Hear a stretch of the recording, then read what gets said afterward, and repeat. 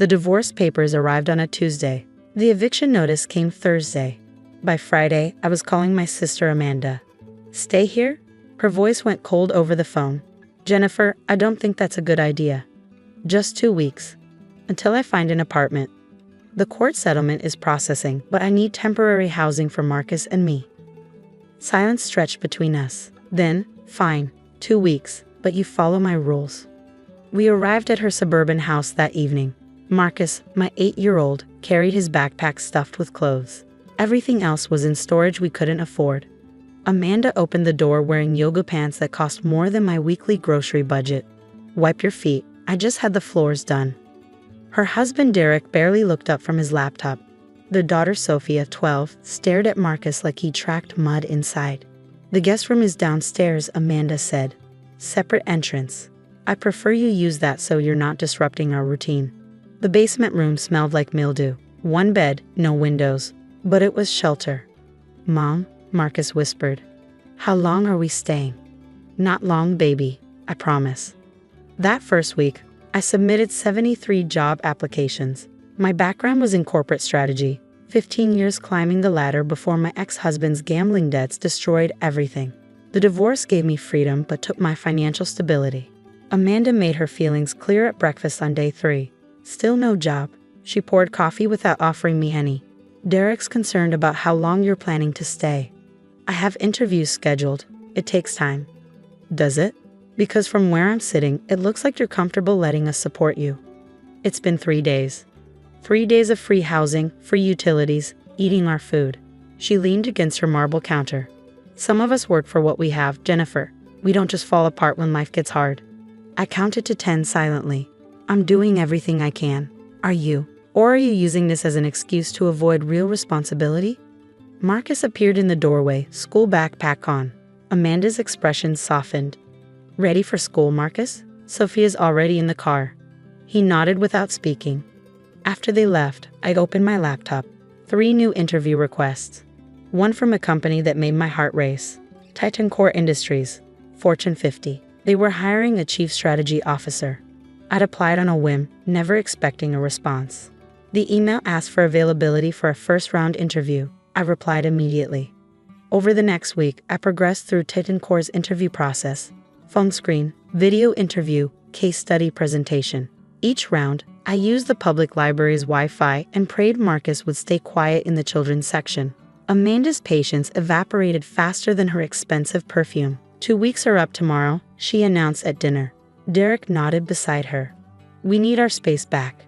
I'm close to getting hired, just a few more days. You've been saying that. Meanwhile, you're living in our house, using our resources, teaching your son that failure is acceptable. I'm not failing. I'm rebuilding. Rebuilding? She laughed. You lost everything. Your marriage, your home, your career. That's not rebuilding. That's collapsing. Amanda, please. I just need. No, tomorrow. I want you out by noon. Marcus stared at his plate, hands gripping his fork too tightly. That night, I received another email from Titan Core. Final round interview, in person, Monday morning at their headquarters, 2 hours away. I had no car. My ex took it in the divorce. I'd been using public transportation. I booked a rental car I couldn't afford and packed our belongings. Saturday morning, Amanda stood in the doorway as we loaded our bags. Where are you going? Hotel until I figure things out. With what money? Credit card. She shook her head. This is exactly your problem. No planning, no responsibility. Just chaos and bad decisions. I'm doing my best. Your best isn't very good, is it? She pulled out her phone. Derek, come take a photo. I want to document this. Why? Because this is what failure looks like. This is what happens when you don't plan, don't work hard, don't make smart choices. She snapped a photo of us standing there with our bags. I'm posting this. Family needs to see that enabling doesn't help anyone. Please don't. But she was already typing. I saw the caption over her shoulder. Some people just can't get their lives together. Sad to watch, but an important lesson about personal responsibility. Marcus tugged my sleeve. Mom, let's just go. We drove to a budget motel near the highway. $70 a night we didn't have. The room smelled like cigarettes, and the heater rattled all night. Sunday, I prepared for the interview, pressed my one vid suit, reviewed my notes, prayed. Marcus watched television while I practiced answers to potential questions. Are you nervous? He asked during a commercial break. A little. Will we have a house again? Yes, baby, soon. He returned to his cartoon, but his shoulders stayed tense. Monday morning, I left Marcus with the motel manager's teenage daughter, who agreed to watch him for $40, another expense I couldn't afford. The drive to Titancor's headquarters took 2 hours through morning traffic. Their building rose 40 stories downtown, all glass, steel, and corporate power. Security directed me to the executive floor. The receptionist smiled professionally. Jennifer Morrison, they're ready for you. The boardroom held 7 people, CEO, CFO, board members. They asked questions for 90 minutes, strategy scenarios, market analysis, leadership philosophy. I answered every question, drawing from 15 years of experience they couldn't see because they only saw a woman who'd lost everything. The CEO, Thomas Bradford, leaned forward at the end. Your resume shows a gap. Recent months. Can you explain? Divorce, homelessness, rebuilding. I kept my voice steady. I lost my housing, stayed with family temporarily, and am currently in transition, but my skills haven't diminished. My strategic thinking is sharp. My leadership capabilities are proven. My circumstances are temporary. My talent isn't. The room went silent. Bradford nodded slowly. Thank you for your honesty. We'll be in touch. I drove back to the motel, certain I'd blown it, too honest, too desperate, too broken. Marcus was drawing pictures when I arrived. How'd it go? I don't know, baby. That evening, Amanda's post had gone viral in our family network. Cousins commented. Aunts shared it. Everyone agreed that I needed to take responsibility and grow up. My phone buzzed constantly with judgmental messages. Only my mother called. Jennifer, what Amanda posted is cruel. Don't let it define you. It's fine, Mom. It's not fine, but it's also not permanent. Keep going. We spent 2 more nights at the motel, burning through credit card limits. I applied for 10 more positions. No responses. Wednesday afternoon, my phone rang. Unknown number. Jennifer Morrison? Speaking. Thomas Bradford from Titancor Industries. Do you have a moment? My heart stopped. Yes. We'd like to offer you the Chief Strategy Officer position. Salary is $380,000 base, plus equity and bonuses. Can you start in 2 weeks? The room tilted. Yes, absolutely yes. Excellent. HR will send the formal offer this afternoon. Welcome to Titancor. I hung up and stared at Marcus. Mom, you okay? We're going to be okay, baby. We're going to be more than okay. The formal offer arrived within an hour. Detailed compensation, benefits, everything in writing. Real. I didn't tell anyone. Not my mother, not friends, certainly not Amanda. Thursday, Titancor's PR department called. We're announcing your appointment Monday. Press release goes out at 9 a.m. Standard procedure for executive hires. Forbes and Bloomberg are already interested. That's fine. We'll need a photo and brief bio. I'll send details. Friday, we moved into corporate temporary housing Titancor provided, a furnished apartment downtown, real beds, working heat, safety. Marcus ran from room to room, laughing for the first time in weeks. Saturday, I bought groceries without checking prices, small freedom, profound relief. Sunday, I prepared for my first day, reviewed organizational charts, studied strategic initiatives, became the executive I'd always been, just with a better title. Monday morning arrived clear and cold.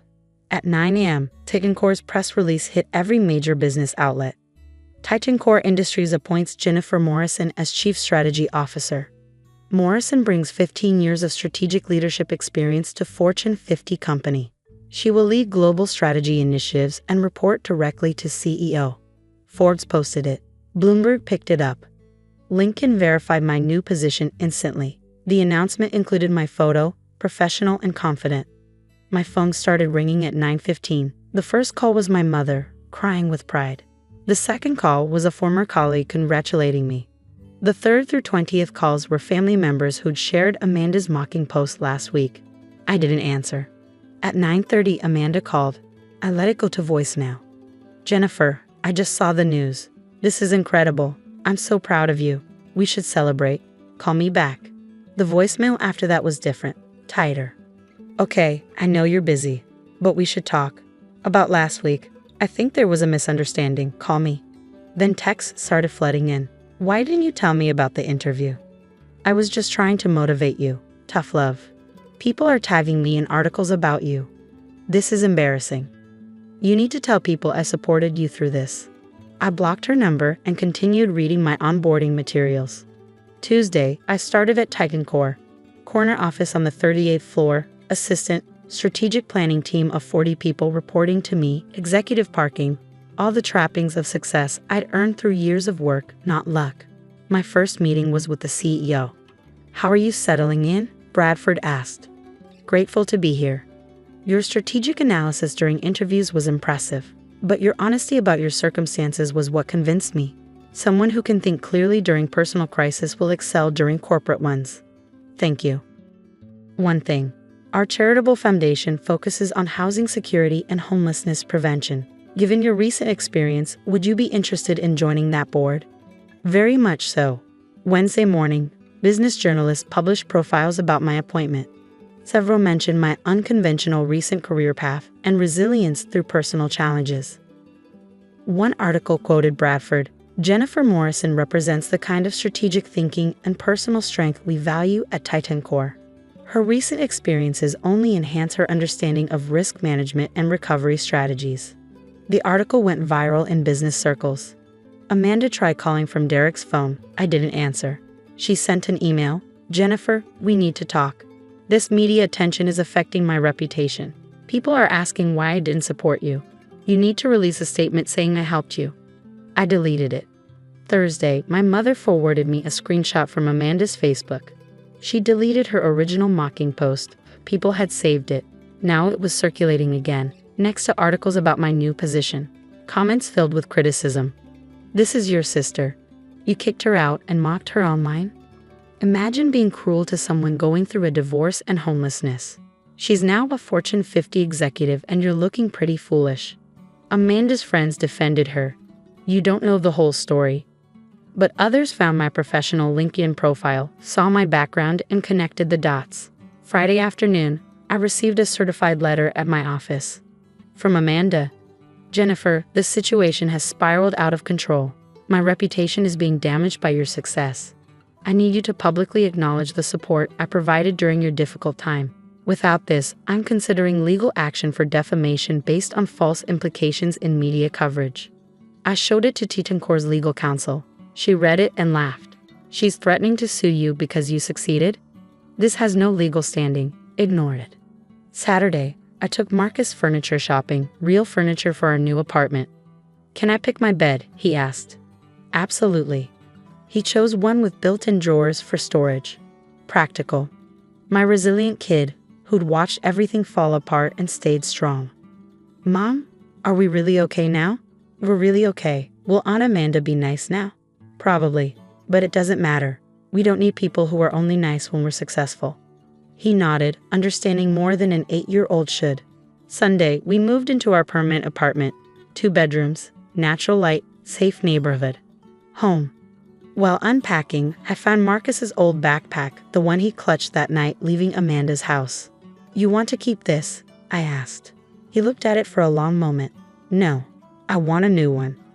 We donated it that afternoon. Monday morning, 2 weeks into my new role, I attended my first Titan Core Charitable Foundation meeting. The agenda included homeless prevention initiatives and family housing support programs. "Our biggest need is emergency housing funding," the foundation director explained. "Families in crisis need immediate shelter while they stabilize." I thought about cold motel rooms and basement guest rooms with separate entrances. "What if we tripled the emergency housing budget?" I suggested.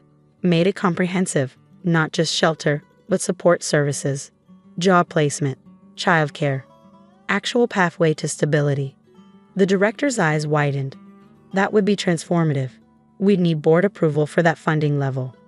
Put together a proposal. I'll champion it. After the meeting, Bradford stopped me in the hallway. "That housing initiative, personal interest?" "Very personal." "Good. Best strategies come from real understanding."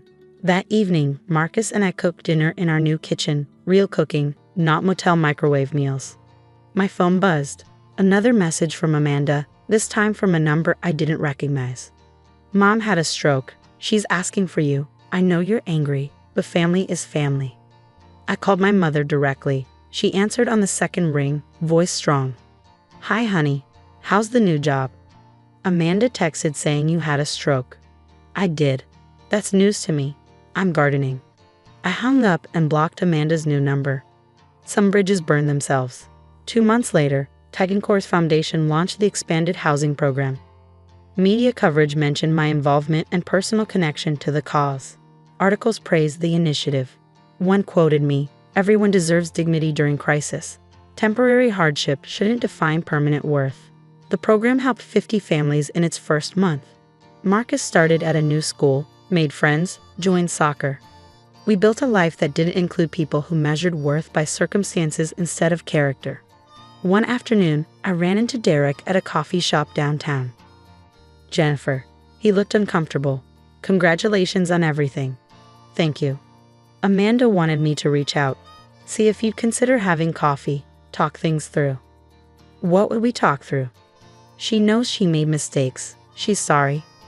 Is she sorry she was cruel, or sorry everyone knows she was cruel? He didn't answer. That's what I thought. I picked up my coffee. Take care, Derek. Success didn't heal the wounds, but it proved they didn't define me. Marcus and I created our own family, people who celebrated us during struggles, not just success. People who measured worth by character, not circumstances. People who understood that everyone deserves shelter, dignity, and second chances. And we never looked back.